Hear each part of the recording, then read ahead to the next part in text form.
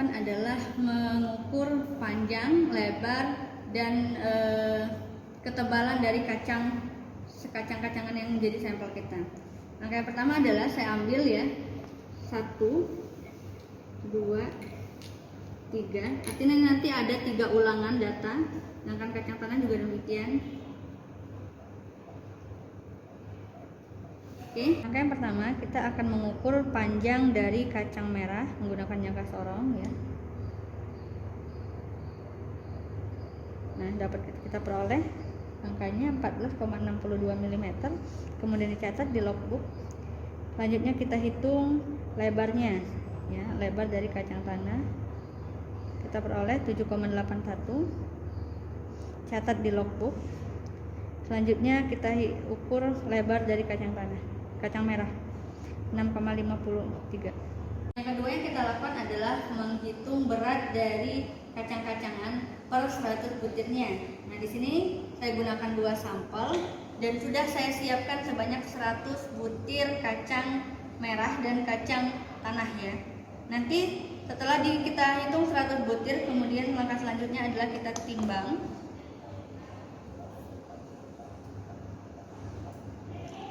Diterakan.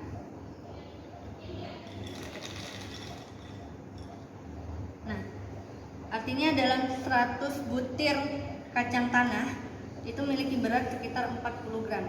Dicatat di logbook. Selanjutnya kita lakukan hal yang sama dengan sampel selanjutnya, yaitu kacang merah.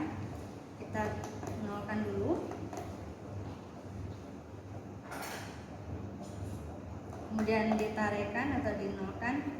Nah, ini sudah saya hitung 100 biji kacang merah. Kemudian akan kita timbang berapakah berat kacang merah per 100 bijinya. Ternyata kacang merah lebih ringan ya dibandingkan kacang tanah, hanya beratnya 39 gram per 100 butir. Catat. Ternyata dalam praktikum ini kita tidak temukan kotoran pada sampel kacang merah kita ya. Kalau misalnya ada kotoran, maka kotorannya nanti akan kita timbang, kemudian akan kita hitung persentasenya. Tapi dalam praktikum kali ini kita tidak temukan kotoran, maka berat dari kotorannya adalah 0 gram. Kemudian cara menghitungnya dibagi dengan 100 gram dikali 100%.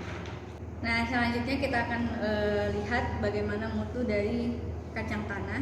Kita ambil 100 gram kacang tanah, kemudian kita tebarkan untuk mencari kotorannya. Baik, ternyata pada sampel kacang tanah juga sama, tidak ditemukan kotoran, sehingga berat dari kotoran 0 gram dibagi dengan 100 gram sampel total dikali dengan 100% itu adalah persentase dari kotoran kacang tanah.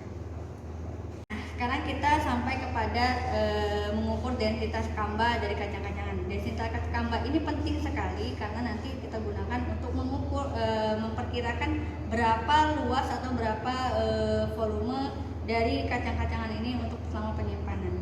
Nah, ini sudah saya siapkan gelas ukur untuk masing-masing sampel. Caranya sangat mudah sekali. Pertama, timbang sampel kita sebanyak 100 gram, kemudian masukkan ke dalam gelas ukur. Ya. Ini yang saya tuangkan sekarang adalah kacang merah. Sekarang kita tuangkan kacang tanah.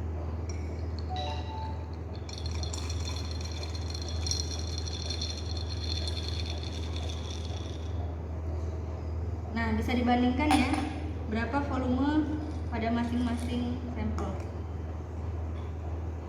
Pada kacang tanah sekitar kurang lebih 150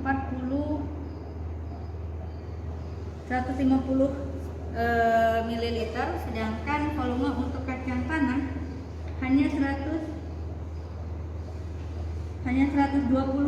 ml. Nah, artinya volume dari kacang tanah lebih besar dibandingkan volume kacang merah. Tetapi kita akan hitung densitas kambahnya menggunakan rumus densitas kambah.